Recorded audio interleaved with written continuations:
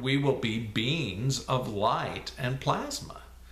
And being in that fifth dimensional state will actually be able to appear in the atomic state, which is the third dimensional state, is more atomic energy and holographic energy. And whereas the fifth dimensional state is light and plasma.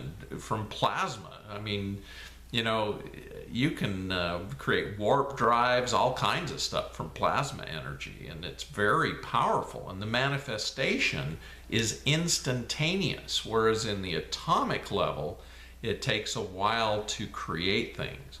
And so we're going to be moving into a state where time is not as important as thought. And right now, time, you know, you take your thoughts and over time you create things. But as we become faster manifestors, you know, we're going to be able to manifest things instantaneously. We only need these devices in this dimension. And there's, you know, a lot of people, third dimensional beings, that's where we are right now. And our evolution is going to take us into higher states. But right now, in this moment, we still need to focus our thoughts, because we are creating every minute of every day. And so I want everybody to have good thoughts, have thoughts that things are getting better, have thoughts that we are being taken care of and that God is in charge. The cabal is no longer in charge. They have lost the battle. Right now, Saint Germaine wants to tell you and let you know they're in the last legs. They really are. And he wants you to have hope and faith and know that these changes are happening. And they're because of our thoughts and our desires to create a different and better world. Now, our intent is so important. And, you know, a lot of people, they, you know, you ask them, what would make your life better? And they say, oh, $1 million would make my life better. But they don't think about the creation of how you're going to come about with that $1 million. So what Saint Germaine has taught me is we need to think about people, because people are going to bring that $1 million into your life.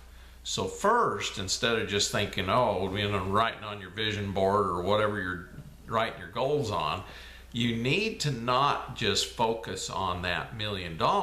You need to focus on the people that you're going to help, that is going to help bring you that $1 million.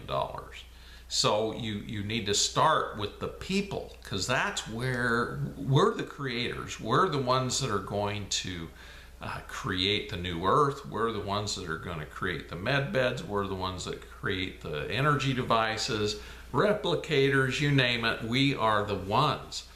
And I'm going to talk a little bit about this guy. And his name's Kirk Bradley. I got his permission because Saint Germaine had me talk to him yesterday.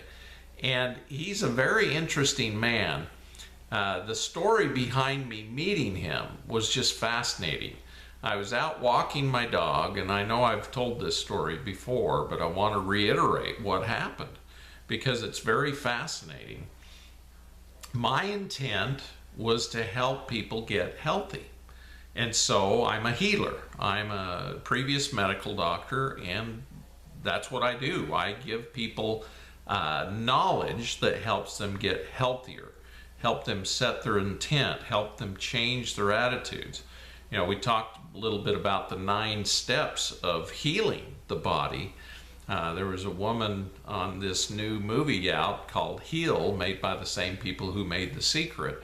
And she talks about 9 things that were in common with people who were healing. And one of them was radically changing your diet, and another one was taking herbs and supplements. And then, you know, changing your emotions and all these different things. So anyway, I'm out there just pondering the universe, and we stop, and my dog's taking a leak, and so am I, and this orb appears in front of me. And the orb was about the size of a basketball, and it was kind of white, and then it coalesced. It was kind of, like a cloud inside of this ball, and then it coalesced and cleared, and inside was this little fairy. And it was quite fascinating, because I was like, holy cow, where'd this come from? Am I seeing things? And I hadn't been drinking or doing any drugs, because I don't do those kind of things. And here this orb appears in front of me, and she says, thank you. And I said, thank you for what? And she said, thank you for wanting to clean up the planet. And I'm like, well, I'm not really doing much. I do recycle, and I'm focused on cleaning water and getting people healthier and getting the toxins out of people. And she says, thank you for wanting to make the earth cleaner. And I said, well, you're welcome. And she says, there's going to be a man coming to you who's very vital in cleaning up the planet. And he is getting attacked by negative energies, and you need to find out how to undo all of these negative energies he's getting hit with. And she told me a couple of books to get on Yulwin Publishing. Yulwin is kind of an interesting publishing company. It's very new age, a lot of Wiccan, a lot of witchcraft. I mean, all kinds of really out there subjects. And this fairy told me, you need to read these things, because you need to undo the spells that have been cast on this man. And so, anyway,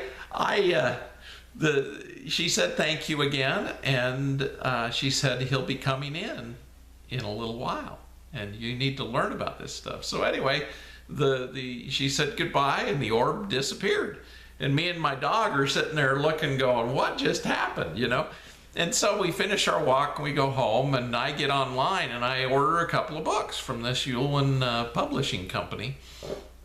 And it was quite interesting. I read a lot about the Golden Dawn, and about, different witchcraft and spells and wizardry, all kinds of, esoteric stuff that I'd never delved in before, because, I always thought, oh, that stuff's not about healing. But in actuality, over the centuries of the earth existing, there have been a lot of people interested in energies, and in the fairies, and in the gnomes, and all the different creations of the universe.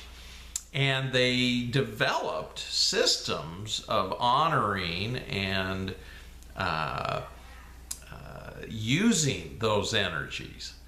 And so what I came to find from reading these books, a lot of these things had to do with calling in entities, calling in aliens, calling in all kinds of energies that would accomplish whatever the intent of the person was, whether it was to get rid of somebody and become more powerful, or whatever it was.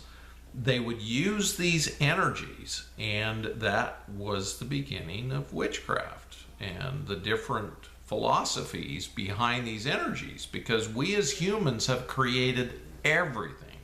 We've created the philosophies, we've created the wizardry, the witchcraft, the different religions even, and thought forms and different belief systems. We've created them. And so I started studying some of these things that I'd never studied before. And about a month later, I was out walking my dog again, and 3 orbs appeared in front of us. And one was the same blue fairy, one was a little pink fairy, and they're, about 12, 14 inches high, and one was a male fairy dressed in brown, kind of interesting. And again, I was thinking, boy, what in the heck am I seeing?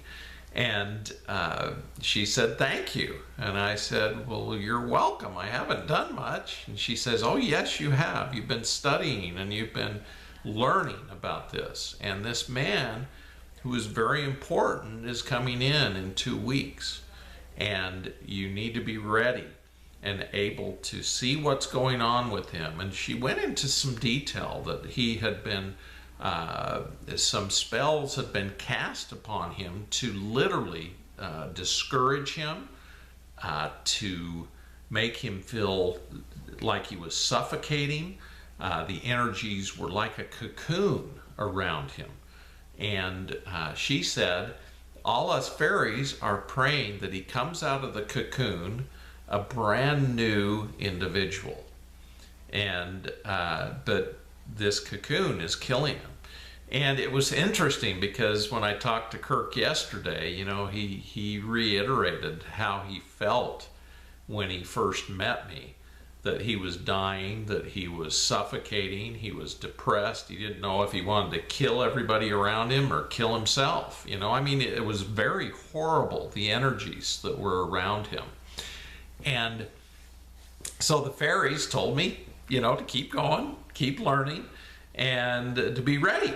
And so, you know, my intent was, yeah, I'm going to be ready for this guy. And a lady that I knew up in Cedar City, who I cured her fibromyalgia, and she had been, you know, they had removed literally everything out of her body without killing her. And she was deathly sick, and I had helped her heal. And this guy was her next door neighbor. And she brought him in. And he was this big, burly, super soldier looking guy. I mean, you know, 260 pounds of pure muscle. And yet, he looked so dark. I was looking at his aura, and I couldn't even see within this black energy around him his own aura. And so I used, you know, my knowledge, and I started dispelling the spells that had been put upon him. And it was like unwrapping him from this darkness. And we cast out all the evil spirits and literally unwound the darkness and sent it to the light. Now, you know, this sounds like an outlandish thing, but Kirk, when we did this, he said, I started to breathe again. I started to have hope again. My feelings to kill myself or others went away. And, you know, he's quite a fascinating man. He was working at the time for the St. George Water Department. He was heading up all of their operations in purifying the water. And here in St. George, we've got a lot of arsenic and different chemicals in the water. And so he had developed methods to, you know, remove that. And he knows about this stuff. And he had actually developed a recycling plant down in Los Angeles. He was contracted to go down there and make a waste product removal. You know, they looked very forward and had him remove all the toxic chemicals, all the heavy metals, and purify all this garbage. And he built this plant that was very efficient, and he could compartmentalize all of the toxins so they wouldn't go back into the environment. He could put them in containers and, you know, make sure that they didn't get back into the environment, which was amazing.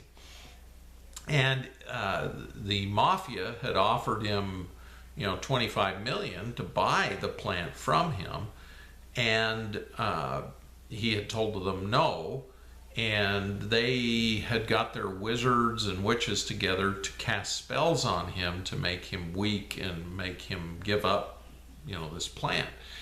And it's interesting, he had the strength to tell him no, but you know, with all the wizardry and witchcraft that they used on him, had made him very weak. And his eventually his son-in-law, believe it or not, who was a lawyer, the cabal used him to actually remove the rights to this plant away from him. And so he left southern Utah when this happened, and after I got him healed, he actually felt enough energy, he wanted to get away, because, you know, he was afraid the cabal was going to kill him, so he went into fear. And he went off as a contractor to Afghanistan, of all places. The government actually hired him to protect their water supplies and ensure that, you know, the troops didn't get poisoned. And he was able to make sealed systems and purify anything that, you know, might contaminate these systems, and was paid really good money to go do that. You know, like the government contractors you hear about, you know, they do very well. And anyway, to make a long story short, a couple of years went by and I didn't hear anything from him. And then all of a sudden he showed up at my office and plopped down a bag of shrapnel. And he told me this story. He was in Afghanistan. He was out checking one of his units. And he said this happened all the time. He said the cabal was always, well, you know, the Al-Qaeda in this case, was always trying to kill him. Every time he was somewhere, mortars would fly because they'd locate this guy, and they were trying to kill him because he was protecting the troops. Water supplies, food supplies, you know, their waste disposal, all kinds of stuff. Very brilliant human being. And he would always get, you know, shells and mortars and bullets whizzing by. And he said, he gave me this story that he was running out checking something, and they started shooting mortars at him. So he's zigzagging back to the camp, and he's had this happen many, many times, and he's running back, and in his mind he goes, God, why is this happening to me? Why are they always trying to kill me? And he got the message, go see Dr. Werner back in St. George, Utah. He has the answer. You know, and he brought this big old bag of shrapnel, and he says, boom, see, this is all the stuff they were shooting at me. And it was a huge bag of really sharp metal, and oh, it was just awful. And he told me that story, and I said, Kirk, you know exactly what you're supposed to be doing. You're supposed to be cleaning up the planet on a grand scale. You've got to stop what you're doing and start cleaning up the planet. And he looked at me and he said, I knew you were going to tell me that. And I didn't see him again for another couple of years. Well, anyway, he went through some amazing soul-searching things. And he ended up in Colorado, and literally he focused just on art because he had made tons of money. And he just wanted to focus. He's a great artist, and he has visions and dreams, and they're pretty amazing. And anyway, it's quite fascinating because he's made all these beautiful pictures, and they have pictures of fairies, they have pictures of the creation, they have pictures of embryos and DNA, and you know, all the creations of God. And they're very powerful. They actually carry energy and help whoever's looking at them to see the actual truth of the creation of the energies of the universe. And somehow it's interesting. He says he goes into trance and starts painting. And these pictures are absolutely amazing. And he sent me one of his calendars. Oh, I was going to show that. But you can see his creations on his website, and I'll get that to Louisa so she can post it on the Goldfish Report page. You know, yesterday I was talking to him, and he was like, Scott, you know, I've spent all my money, I've spent all my time, I've gone through a total spiritual change. And he really has. You know, he used to be just this guy that, you know, was brilliant and out there creating stuff, but now he's focused on wanting to change the planet. Finally! So see, there's change happening. St. Germaine's been working hard on this guy. He went from being a religious person to being agnostic, then becoming kind of atheistic. And now he's starting to open up to the creative energies of the universe. and he is creating things that are going to assist humanity.